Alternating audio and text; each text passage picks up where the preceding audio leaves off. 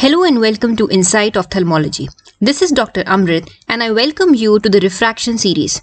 Today we are studying the Duochrome test. The Duochrome test, which is also known as the red-green test or the Bichrome test, is basically used to verify the spherical endpoint. Now, in my previous videos, I have explained it to you how can we use the Jackson cross cylinder, that is the JCC, and the astigmatic dial to refine the axis and the power of a cylindrical prescription, right? So what I mean to say is that the cylindrical endpoint of a prescription was actually verified using the JCC and the astigmatic dial. However, in a prescription, we also have the spherical endpoint. And in order to verify the spherical endpoint, the test that we can use is the Duochrome test.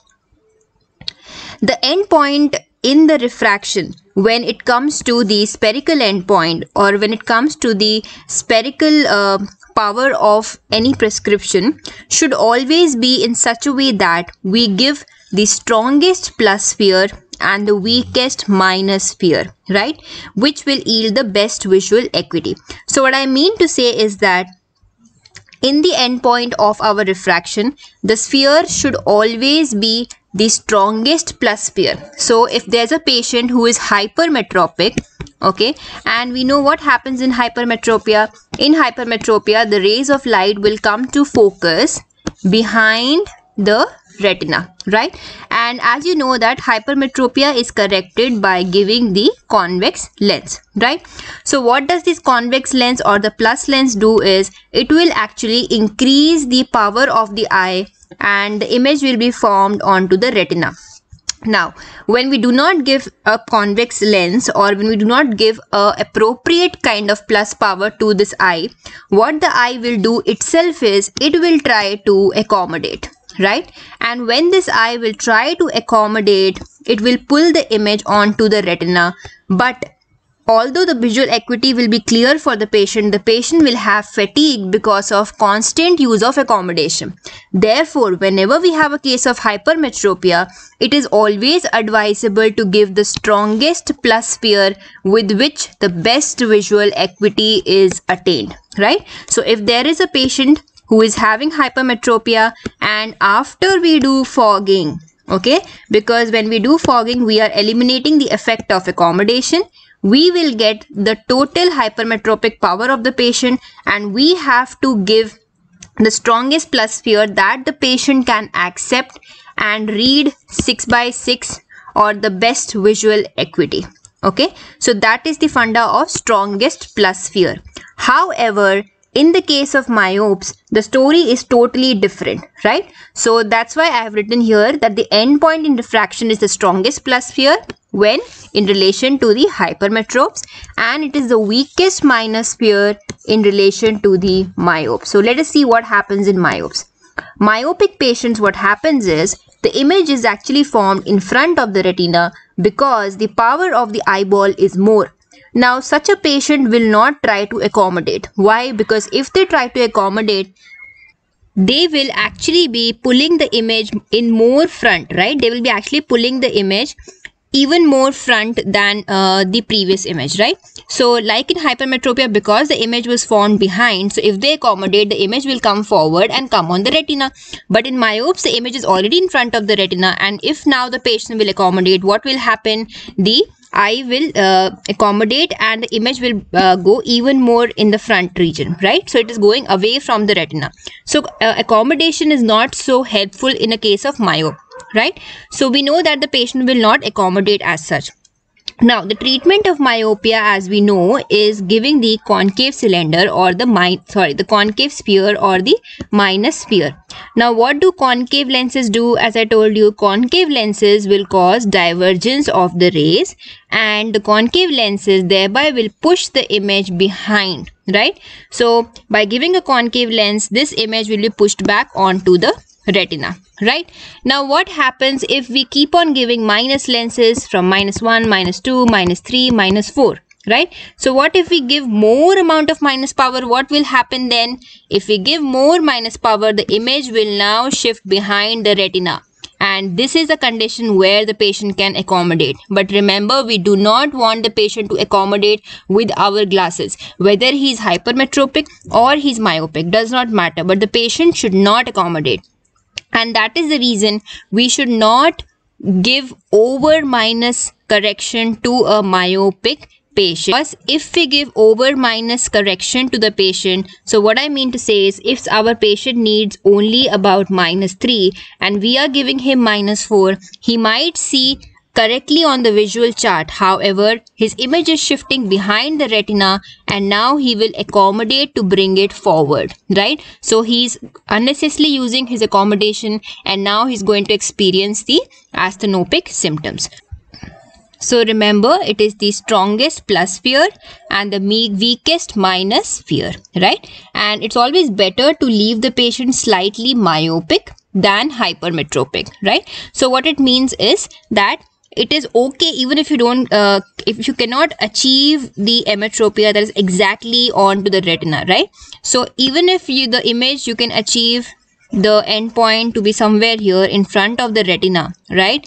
So always choose this one rather than choosing the image behind the retina, right? So it's always preferable that you leave the patient myopic than hypermetropic, because in hypermetropia the image will be formed behind and then the patient is going to have all the astigmatic symptoms because of accommodation, right? And if they do not have accommodation like the presbyopes, then it's going to be even more problematic for them, right? So the acceptance of myopic glasses is much better compared to the acceptance of the hypermetropic glasses, right? And this principle is even used in post-cataract refractions and sometimes during cataract surgery while giving the IOLs, right? Sometimes we do not have the exact IOL which is available to us, and in those cases, suppose we, after doing biometry, we find out that the patient needs about 20 IOL plus 20 IOL, right? So in those cases, what do we do? If the 20 is not available, we would rather go for plus 20.5, right, rather than going for 19.5 IOL. The reason is that by giving 20.5, we are increasing the power of the eye and therefore we are making the patient myopic, right? However, if we actually put 19.5 diopter lens in such a patient who needs 20, we will be making him hypermetropic, and post-operatively the patient will not be happy with his refractive results. Next, before we go to the principles of the duochrome testing, I want you to know what is meant by chromatic aberrations, right? Now, we know the spectrum of rainbow colors, right? Every white light is made up of 7 colors, right? And these 7 colors can be remembered from their increasing wavelengths as WIB-GYOR, right? V for violet, I for indigo, B for blue, G is green, Y is yellow, O is orange, and R is red. So what is important about WIB-GYOR is that the violet is actually having the least wavelength and the red is having the maximum wavelength, right? So now chromatic aberration is nothing but when it is a phenomena in which the light rays which are passing through the lens will focus at different points, right, depending upon their wavelength. So the light that passes, or what we see, is a white light, and that white light is a composite of these 7 colors, and all these 7 colors are actually getting focused at different focal points based upon their wavelength, right? So what did I tell you? That the violet color or the blue color, they have lesser wavelengths, right? And to remember, what is more important to remember is the green color, which is also having less wavelength compared to the red one, right? The red is having the maximum wavelength. So as you can see in this diagram, where is the red getting focused? The red is getting focused here. And where is the green getting focused? The green is getting focused here. Now, because the wavelength of the red light is the maximum, the red is going to get focused much behind compared to the green one, which is going to focus in front, right? Because of the shorter wavelength, the green will get focused much before compared to the red, which is going to get focused later, right? So this is the principle of chromatic aberration, which is very important to understand the duochrome test. Now let us move forward. Because of the chromatic aberration of the eye, the shorter wavelength, that is the green, are focused in front, and the longer wavelengths will be focused behind, right? Now you might ask that if that is the case, why don't we see everything in green shades, or why don't we see everything in red shades, right? The reason is that they are going to focus in such a way that the midpoint of the spectrum will be onto the retina. So what I mean to say is, in an eye which is ametropic, which is not having any refractive error, what happens is that if the red is getting focused here behind the retina, right, because it is having more wavelength, and the green is getting focused here in front of the retina, in an eye which is ametropic, the retina will be actually at the mid distance between the two, right? So if you draw a line from green to red and divide it into half, exactly at that half point the retina is located at the midpoint of the spectrum, and that is the reason we will not have any shades to our vision, right? Instead we see it as a normal. Let's try to understand this principle of red and green in more detail, right, by answering this question that which color would be more clearer to this patient, right? So let us see. Now here, let us imagine that this person is actually ametropic, okay? And what is meant by ametropia? The ametropia means that the eye is having no refractive error, right? So what is seen over here, that the retina is, if retina is placed over here, and this is the red line focusing point and this is the green line focusing point, we can see that both of them are at equal distance from the retina. Therefore, since both the points are at equal distance from the retina, the patient will have no preference for one color, or the patient is going to say that the red part of the red color and the green color are both looking equal to him, right? Now let us see this one. This patient is actually a myopic patient because the image is formed in front of the retina. Now which image is actually near to the retina? It is the red color image which is nearer to the retina.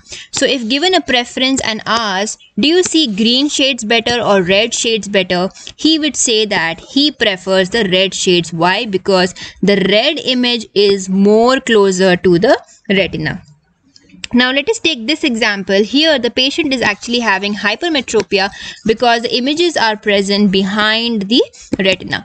So here you can see which one is closer to the retina. Now in this case it is the green color which is closer to the retina and the red is far. So what color will he see more clearer? It is the green chart or the green color which will be more clearer. Now let us talk about the duochrome in detail. Now in a duochrome chart, as shown over here, this is the duochrome chart, right? What happens is that we have a split red-green filter, right? So this split red-green filter is going to make the background of the normal visual acuity chart appear vertically divided into the red half and the green half, right? So this is the red half and this is the green half. Now this commercial filters which are actually used in the duochrome test, they will produce a chromatic interval of about 0.50 diopters between the red and the green wavelengths, right? So what I mean by this chromatic interval is that if we consider this, okay, this image, this is the green image and this is the red image. The distance between the two is called the chromatic interval, right? So our commercial filters that we use in duochromes are actually using this chromatic interval of about 0.50 diopters, right? So whenever the patient will see the image clearly, and what I mean to say is when he sees these two charts clear, okay, he's not having any preference for the red side of the chart or for the green side of the chart. Instead, he is seeing both the red and the green sides of the chart with equal clarity.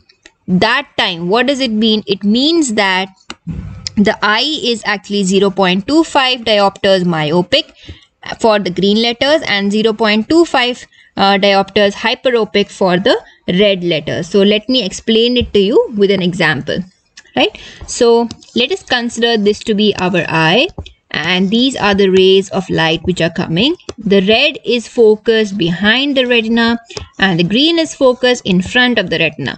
The distance between the two in this filter is 0.50 diopters, right? So what did I tell you? A patient will have no preference, or the image will be clear only if the retina is located at the midpoint of these two, right? So what was the chromatic interval? 0.50 diopters. And what will be the midpoint of this? 0.25, right? Since the green is going to get focused in front of the eye, so the eye is 0.25 diopters myopic when the image is seen clearly for the green letters, and the eye is about 0.25 diopters hyperopic for the red letters when the image is seen clearly.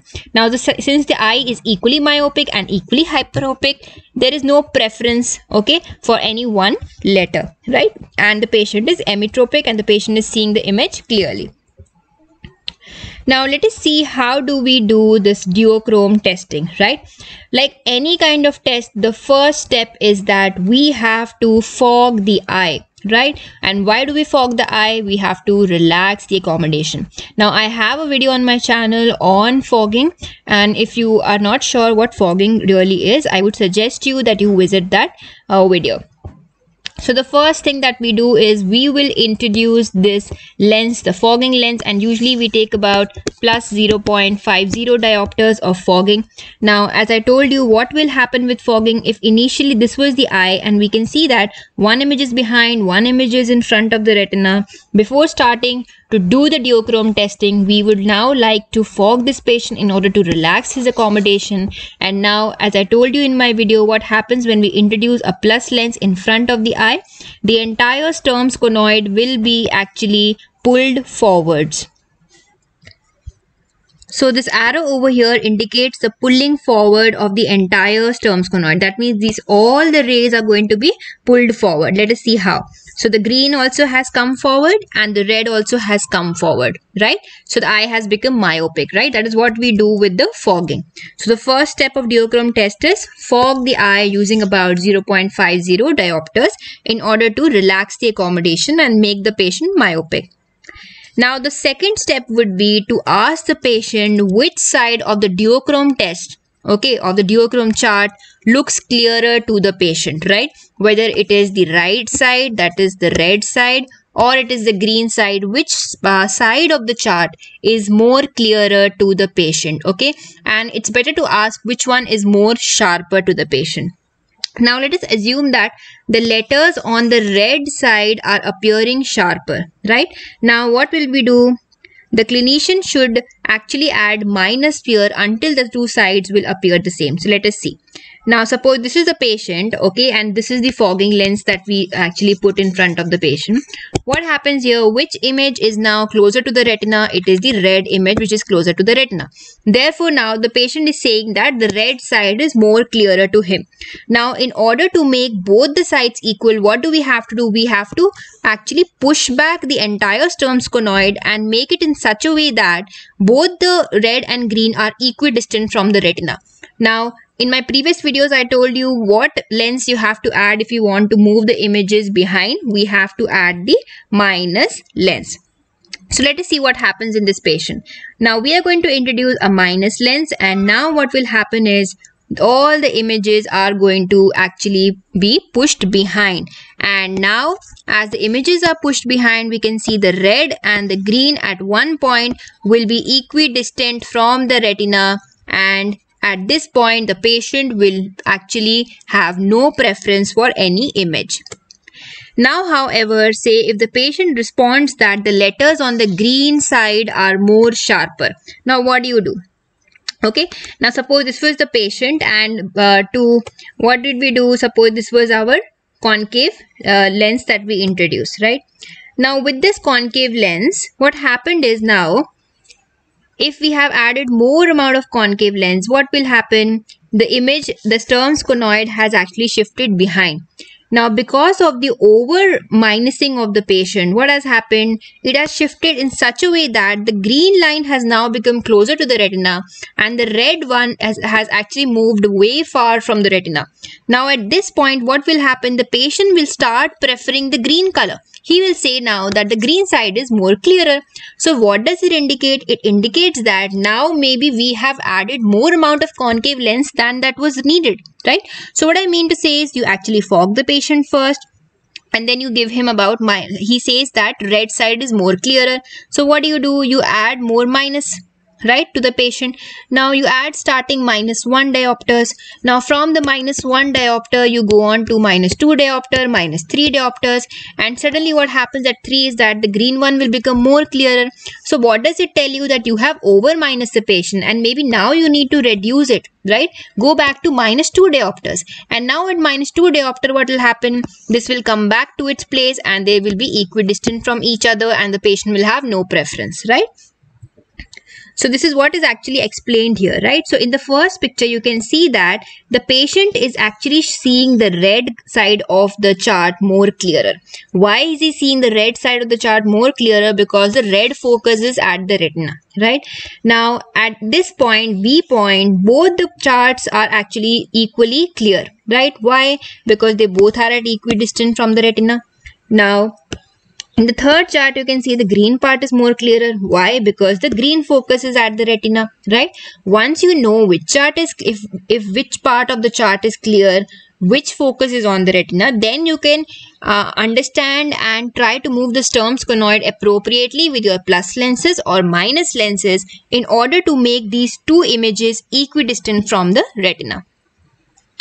Now, the important mnemonic which we have is the RAM gap mnemonic, right? So, let us see what is this RAM gap mnemonic. RAM stands for red. If the patient prefers red color, you have to add minus. So, RAM is red, add minus. And gap is green, add plus. That means if the patient prefers green, you have to add plus power. So let us see this example. Here the patient is going to see which color more clearer? The red color. Why? Because the red is more nearer to the retina. So why are we, and now we are going to add what? We are going to add minus, right? So what does happen? What does happen when we, let's see what happens when we add this minus or the concave lens in front of this eye. Why are we adding minus cylinder or minus sphere, sorry? Because we want to move the entire Sturms conoid behind so that this green and red will come behind in such a way that they will become equidistant from the retina, right? So now we have introduced the minus concave sphere. So with this minus concave sphere, you can see that they both have moved behind and now they have become equidistant from the retina and the patient will now have no preference, right? So this is what is meant by if there's red preference, you have to add minus to move the Sturms conoid behind. Okay? Yeah. Now let us talk about the second part of the mnemonic, that is the gap. Okay, so GAP means green add plus, right? That means whenever the patient is having preference for the green side of the chart, we have to add the plus lens or the convex lens. So let us understand this using this example. In this patient, which part of the image, which color is closer to the retina? It is the green which is closer to the retina, and therefore the patient is going to prefer which side of the Duochrome chart? He is going to prefer the green side of the Duochrome chart, right? So in such a patient, we have to now put a convex lens. And what are we doing by putting a convex lens is that a convex lens is going to pull everything forward. So this green is also going to get pulled forward, and even the red is going to get pulled forward. And as we can see that with an appropriate plus lens, the green and the red have now become equidistant from the retina, right? And at this point, the patient will not have any preference for any side of the chart and he will see both the sides of the chart clearer and sharper. So by putting actually a plus lens, what we are doing, we are pulling the images forwards, right? And therefore, whenever there is green preference, we have to add plus lenses. Now the second thing is, are there any limitation to using the Duochrome test? Yes. The duochrome test cannot be used in a patient with visual acuity worse than 20/40 or 6/12. The reason is that the chromatic interval that we are using in the filters is about 0.50 diopter difference, right? And I already told you what is meant by chromatic interval. Okay, so this chromatic interval, which is so small, will not be appreciated by a patient whose vision is worse than 20/40 or 6/12, right? Now, the second question is, can we do this duochrome testing in a patient who is colorblind? The answer is yes, we can, right? Since the test is based on chromatic aberration and not on the color discrimination by the patient, we can do the test. So what I mean to say is, the rays of light, when it is passing through the colorblind patient also, are going to split into red and green, and the red will be focused behind the retina and the green will be focused in front from the red one based on chromatic aberration, although the patient cannot discriminate. So the patient cannot tell whether he's seeing the red one or the green one, but the red and green will behave as they want to behave according to the chromatic aberration, right?